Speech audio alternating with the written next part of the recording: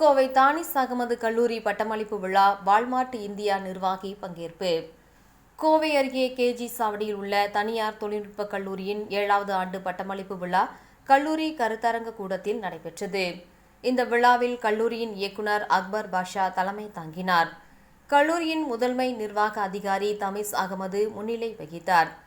கல்லூரி முதல்வர் பார்த்திபன் வரவேற்று பேசினார் மற்றும் விழாவில் சிறப்பு விருந்தினராக வால்மார்ட் குளோபல் டெக் இந்தியா நிறுவனத்தின் நிர்வாகி விக்னேஷ் பரமசிவம் கலந்து கொண்டு 82 மாணவ மாணவிகளுக்கு பட்டங்களை வழங்கினார்.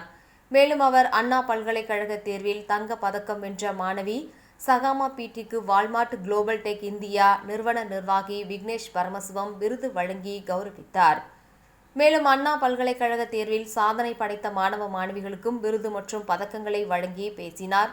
அப்போது பேசிய அவர், இந்தியாவில் உள்ள 150 கோடி மக்களில் 4 கோடி பேர்தான் உயர்கல்விக்கு நுழைகிறார்கள். தமிழக பெற்றோர்கள் தங்கள் வீடுகளில் விவசாய நிலங்களை அடமானம் வைத்தாவது தங்கள் குழந்தைகளை படிக்க வைக்கின்றனர். பெற்றோர்கள் தங்கள் குழந்தைகளை நன்றாக படிக்க வைத்து ஏதாவது ஒரு நிறுவனத்தில் நல்ல வேலையில் சேர்த்துவிட வேண்டும் என்பதே குறிக்கோளாக கொண்டுள்ளனர்.